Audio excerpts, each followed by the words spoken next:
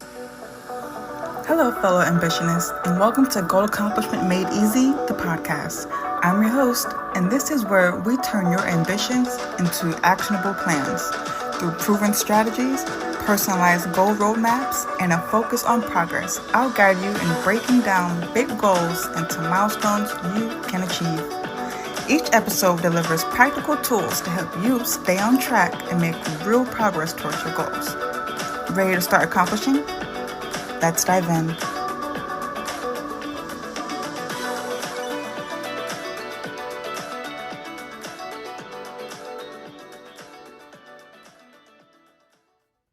Hello, fellow ambitionists, and welcome to Goal Accomplishment Made Easy.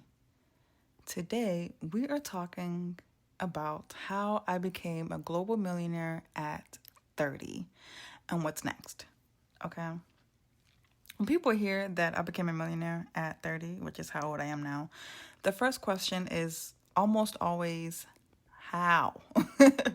They expect the answer to involve a groundbreaking business idea or a lucky break, but the reality is much simpler and more intentional. Okay? My journey wasn't about chasing wealth, but aligning my life with strategic choices, calculated risks, and an unshakable focus on my goals. Okay? So here's the story of how I transitioned from a modest beginning to global millionaire status and how I'm preparing for the next chapter of my life. Okay, so the early journey, okay, from a Mazda Protege to what people could consider a visionary career, I guess. My path to success began far from the polished offices and vision boards of today. It started in a 1997 Mazda Protege where I was homeless, sleeping in that car. I was bouncing 2 jobs and trying to finish college. Okay, those challenges and those challenging times taught me discipline, taught me resilience, and how to stretch every dollar while still focusing on long-term dreams. Okay, fast forward to 2020, because the last time I was homeless was, and it happened, I think, twice, 2 major times I can think of, because those were longer stints, and of no cause of my own. I was living with other people who made decisions that affected my livelihood, and we don't make those decisions anymore. But last time I was homeless was 2017, 2018, something like that, right? So then you fast forward to 2020, I was laid off during the pandemic. It's like, God damn, how much more can a person take? But that was a setback that turned into an opportunity, right? With no guarantees and a desire to control my destiny, I launched Goal Accomplishment Made Easy. Not this podcast, but the program that is designed to help professionals and businesses achieve their goals through strategic planning and efficiency. And later on this year, I made a version of that that's for just regular, everyday people who want to get and stay on track with hitting their goals, right? So what started as a necessity quickly evolved into a business that was paying my bills, because I didn't have no choice, because we wasn't about to be homeless again. Not because of my own fault. Hell no. Who's gonna do that? So after a while I went from online to, I think it was this year. 2024, 2024, I opened up a physical location in Buckhead. If you are in the Atlanta area, you know where Buckhead is. I have an office in the Buckhead area. It is in a beautiful glass building.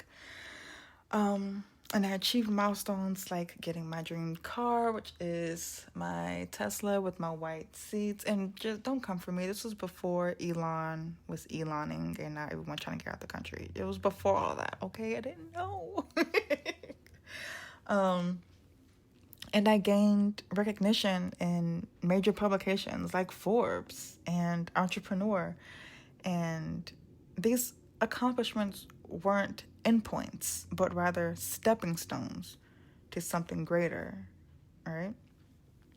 Now, the realization, okay? Becoming a global millionaire. While my US net worth is at about around like 200K US, a global perspective revealed an unexpected milestone, which is, well, first, 2018, I had a vision board.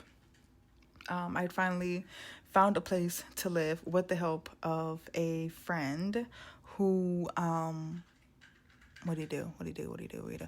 Yes, he co-signed.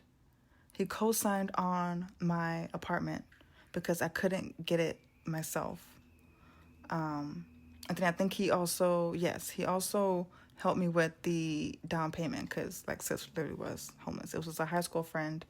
Shout out to Taekwon Newson.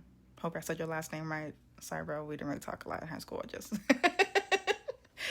it's been like thousands of years. So if you're listening, appreciate you. And so I ended up getting like a studio apartment, right?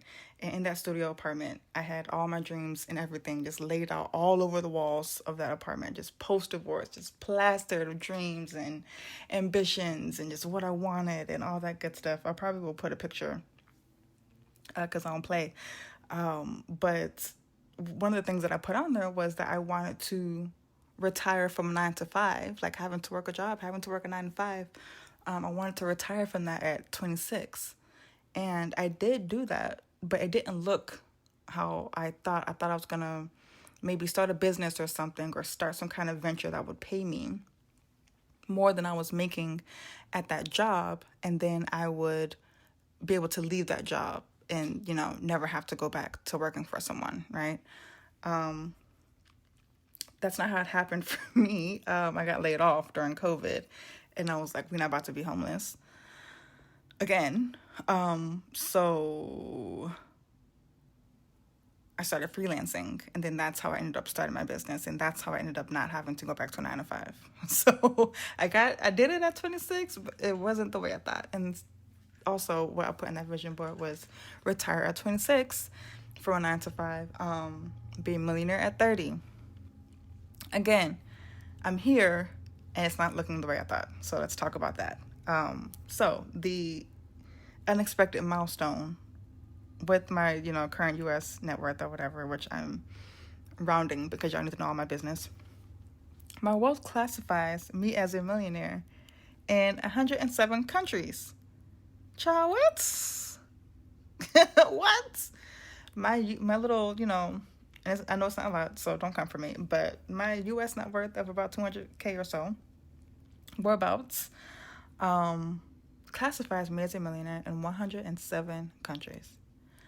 This realization was both humbling and inspiring, reshaping my understanding of wealth, right? It's not just about the numbers. It's about leveraging global opportunities, thinking beyond the U.S., thinking beyond borders, and creating a lifestyle that aligns with what truly matters, right?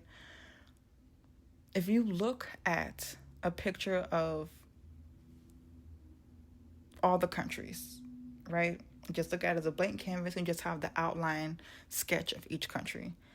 If you shade in 107 countries, that is over 80% of the globe that I could live in and live a great, great, great life.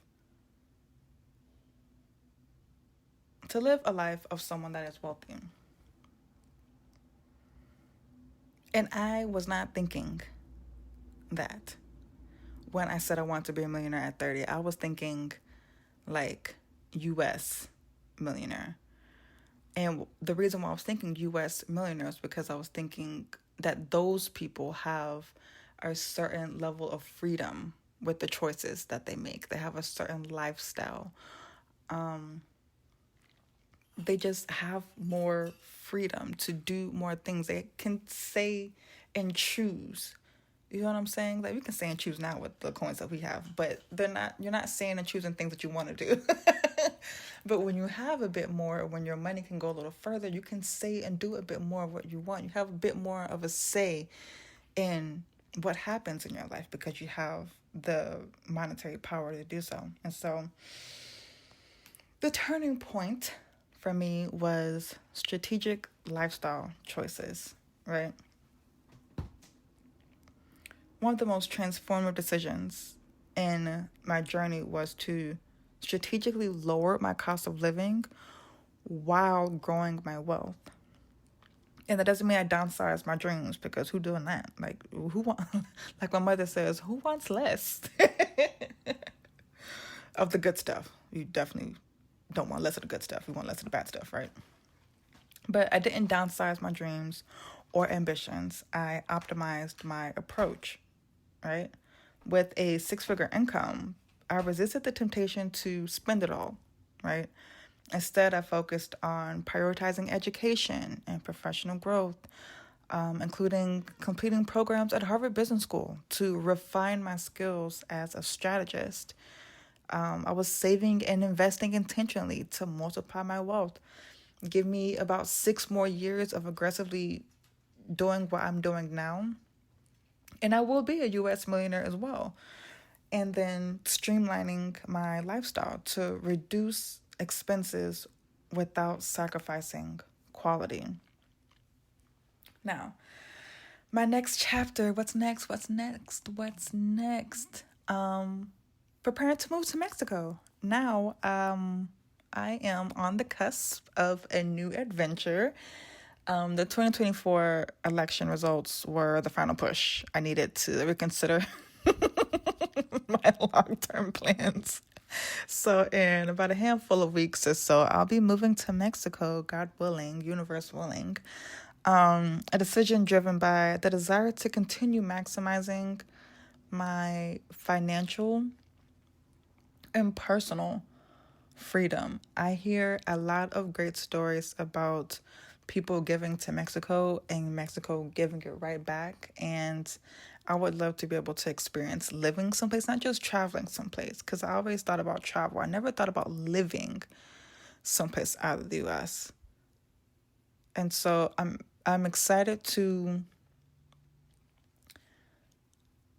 have another identity, and see how that identity pans out in different parts of the world, right? Because being a Black female or a Black female American means different things in different places, right?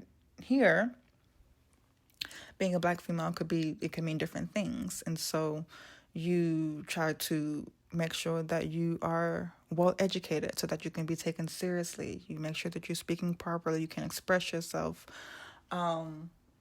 properly. You can do these things to be seen as someone of worth, someone of value, someone whose life is worthy of not being taken, someone who's worth being taken seriously. And I wonder what the experience of Blackness would be in other places that don't center race in this particular way. You know what I mean? That'd be interesting to see. So for me, Mexico offers a lot of things. I'm seeing a lot of Black women immersing themselves in a vibrant and inspiring culture, being welcomed. And then also it's an opportunity to stretch my income a bit further. I can live below my means here, but it means something different. Living below my means in Mexico, making my money in the U.S., means something different. So I'm excited to go and see what community I mesh best with and seeing how I can best be a part of that community, be someone that contributes heavily to that community because that community is doing so much for me. So I'm excited about that because it's not just about like lowering costs. It's about creating a lifestyle that supports continued growth and exploration. I'm very interested to see a different side of life that isn't just the American way, right? Because the way this country was founded is cray cray. All right, it is. What did Gwen Stefani say? Bana. Yes. So, lessons from my journey. And I'm not knocking the U.S. That's first. I'm not knocking the U.S. I'm just acknowledging what is. Okay. Emmett Till, the lady that he supposedly whistled at, when did she come out and tell the truth? All right. So, lessons from my journey. Okay. First, living intentionally. All right. Success isn't just about accumulating wealth. It's about aligning your life with your values and priorities and how you can best use money to be able to do that. And then two, resilience is the foundation. Like from surviving homelessness to building a business that literally is my bread and butter and has been since it started. Every challenge shaped my path. It helped me refine the skills I had already had to get me out of difficult situations.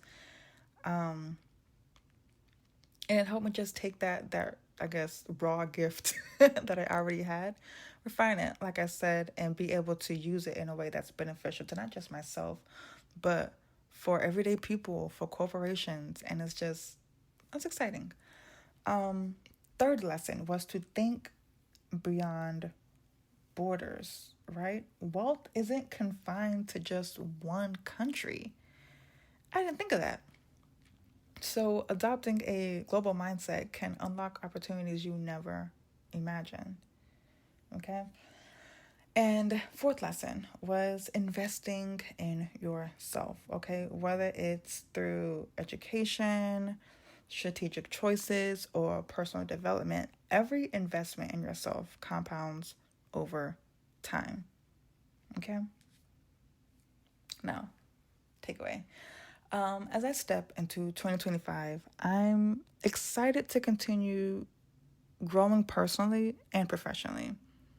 Becoming a global millionaire at 30 isn't the end of my story. It's legit just the beginning of a new chapter. So, if you are ready to align your goals, streamline your path to success, and think globally, let's connect. Let's connect. Together, we can design a roadmap to your version of success. Okay? That's all we do in Goal Accomplishment Made Easy, the program. You tell me what your goal is. I submit to you the plan on how you can make it happen, the roadmap on how you can make it happen, all the steps that need to happen, and by when. I send you out into the world to execute on those things. You come back in 2 weeks. You let me know what you did and what you didn't do, and what worked and what didn't work. And we will adjust the strategy and we will adjust the timeline as needed because life happens, right? And we'll keep doing that every 2 weeks until you hit your goal. And then we'll do the same thing for the next goal and the next goal and the next goal. So if you're someone who's the big picture thinker, but you're not someone who figures out the how, Goal Accomplishment Made Easy, the program, is for you. If you're someone who's the big picture thinker and you know the how, you're just struggling on the execution, Goal Accomplishment Made Easy, the program, is for you. If you're someone who has the big picture thinking, you have the how and you have the execution, but every now and then you fall off track, Goal Accomplishment Made Easy is for you. If you're someone who has the big picture thinking, you have the how, you have the execution, you can hold yourself accountable, but every now and then you would like some assistance because you are the person that is the one that holds everything together. You're the person that everyone relies on. You're the one that is basically the chosen one. Go to her, she'll fix it. Go to him, he knows what to do. And that's great in a sense of being of value. But more often than not, the question that remains is who's doing that for you? And so Goal Accomplishment Made Easy, the program, is the answer to that question. Okay? goalaccomplishmentmadeeasy.com, and I'll see you over there. Thanks for tuning in to Goal Accomplishment Made Easy, the podcast. Stay committed. Keep taking those small daily steps and watch your goals turn to reality. For more resources and personalized support, visit goalaccomplishmentmadeeasy.com, and we'll see you in the next episode.